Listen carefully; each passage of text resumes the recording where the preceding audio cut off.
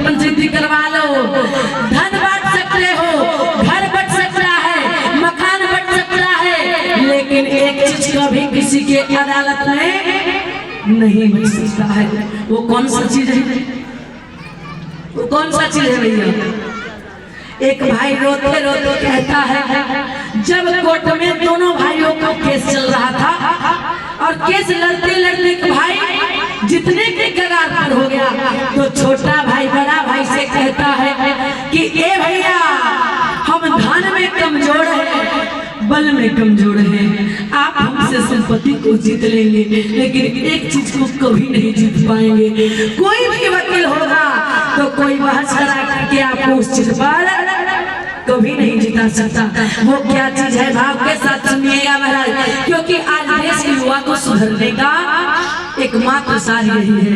आज भाई भाई से भी दूर है, खेत भी बट जाएगा और बारे भी बट जाएगा। क्या नाम है? अंशिका कुमारी। भाई जब देखत बा उहे न करी सबके जानला के नाम बोलवा बदला। अंशिका कुमारी जी के तरफ से दान है। एक बार जोरदार ताली से स्वागत करें। एक भाई भाई से कहता है, क्या कहता है कि खेत अरे बारी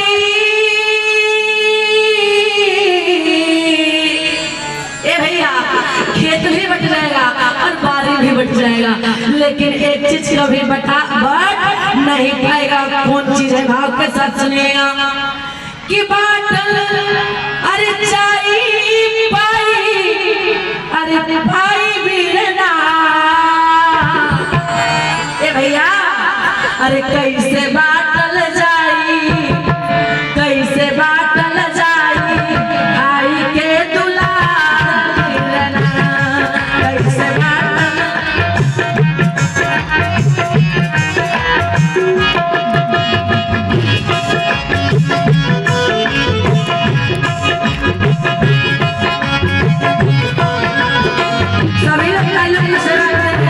जिसको अपने अपने भाई से प्रेम होगा, बड़े बड़े शासक को बनाने के लिए हो।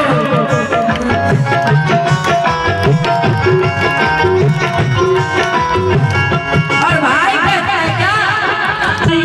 बाप बीरना हो माई, बाप बीरना, कैसे बाटल जाई भाई के दुलार।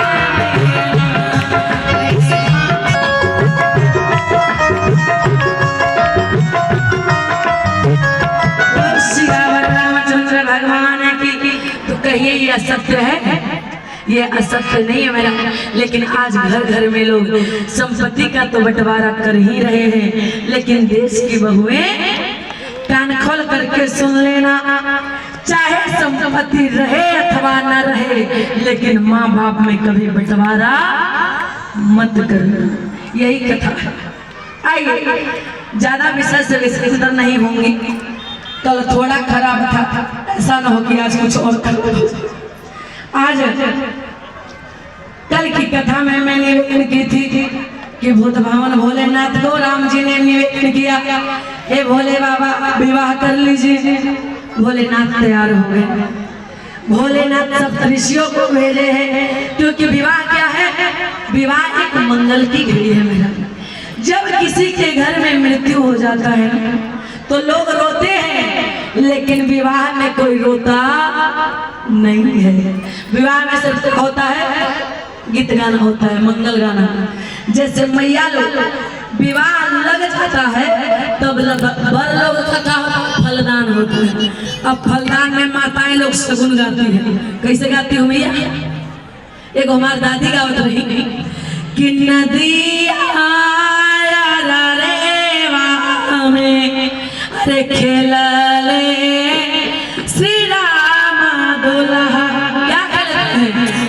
अरे खेलले सगुनावा के गेंदा, अहे मैया खेलले सगुनावा के।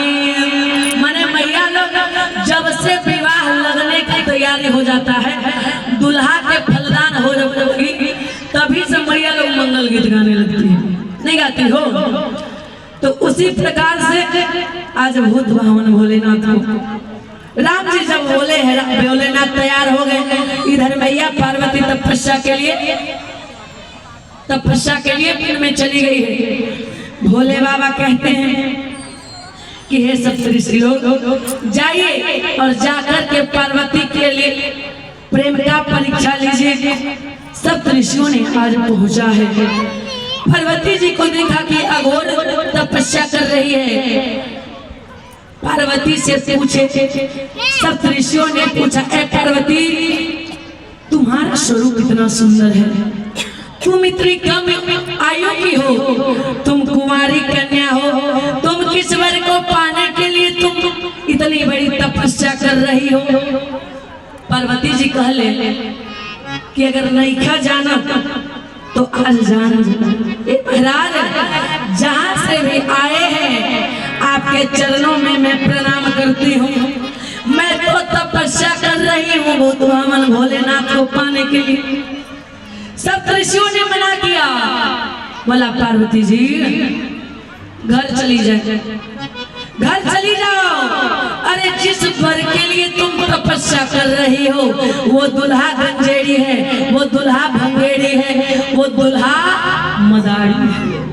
अच्छा आजकल की लड़की अगर इतना बात सुन ले कि जिससे तुम्हारा विवाह हो रहा है वो दुल्हा गंजेड़ी भंगेड़ी है, तो लड़की विवाह करेगी भैया? कभी नहीं करेगी। ब्याह के बाद आजकल लोग भाग जाते हैं। क्यों? क्योंकि दुख में जीवन जीना कोई नहीं चाहता है। जिसका पति सिर्फ बिना मतलब का होगा, कोई काम का नहीं होगा, भाई अपना रास्ता देखेगी, पढ़ेगी लिखेगी, नौकरी करेगी। लेकिन पार्वती जी बोली कि ऐ सप्तऋषियों, अरे जहां से आए हो आप शीघ्र लौट जाओ। बोले क्यों? क्योंकि अगर मेरा विवाह होगा तो भोलेनाथ के साथ होगा, नहीं तो पूरा जीवन मैं कुंवारी रह जाऊंगी। तब सप्तऋषियों ने सोचा कि रे पार्वती का तो जो तपस्या है प्रबल है। भोले बाबा के पास आ गए और भोले बाबा के पास जब आया तो भोलेनाथ पूछे, ए सप्तऋषि महाराज बताइए पार्वती का तपस्या कैसा है? सप्तऋषियों ने हाथ जोड़ा और बोला कि महाराज पार्वती जी आपको पाने के लिए तपस्या कर रही है।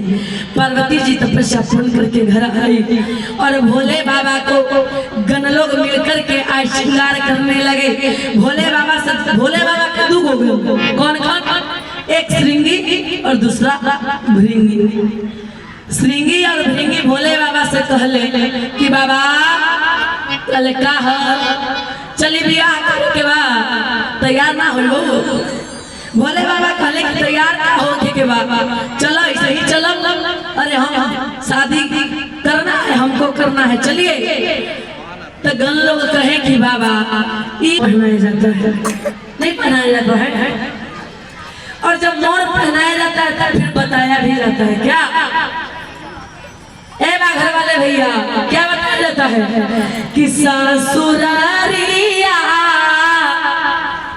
कि ससुरारिया, अरे जइहा दुल्हा धीरे धीरे ससुरारिया।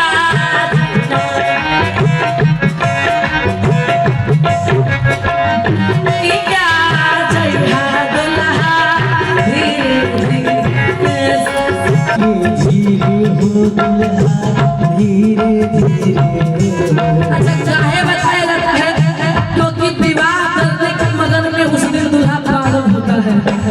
दूल्हा पागल होता है, आगे बताएंगे क्यों?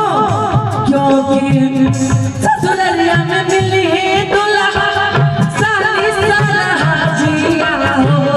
ससुरालिया सारी सारा जिया